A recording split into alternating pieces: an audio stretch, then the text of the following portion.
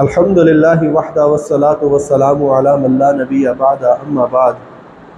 رسول اکرم صلی اللہ علیہ وسلم کا ایک فرمان ہے کہ جو بندہ بھی صبح کے ٹائم یا شام کے وقت تین مرتبہ یہ وظیفہ پڑھے گا، اسے کوئی چیز بھی اچانک نہیں آئے گی، کوئی غم کوئی مصیبت اچانک نہیں آئے گا۔ یہ سنن ابن ماجہ میں حدیث آئی ہے۔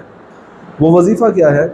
رسول اکرم صلی اللہ علیہ وسلم نے فرمایا من قال، وظیفہ یہاں سے شروع ہوتا ہے، بسم اللہ الذی لا یضر مع اسمہ شیء فی الارض ولا فی السماء وہو السمیع العلیم، کہ جو بھی اسے 3 مرتبہ پڑھے گا، 3 مرات کے لفظ ہیں آگے، 3 مرتبہ پڑھے گا، لم یصبہ فجعۃ، بلا اسے کوئی بھی تکلیف نہیں آئے گی، حتی یصبح، یہاں تک کہ وہ صبح کر لے۔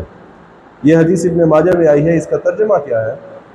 اس کا ترجمہ ہے کہ بسم اللہ الذی لا یضر مع اسمہ، میں ابتدا کرتا ہوں اللہ کے نام سے کہ جس کے نام کی برکت یہ ہے زمین اور آسمان میں کوئی بھی چیز اس کا نام لینے کی برکت کی وجہ سے تکلیف نہیں دے سکتی۔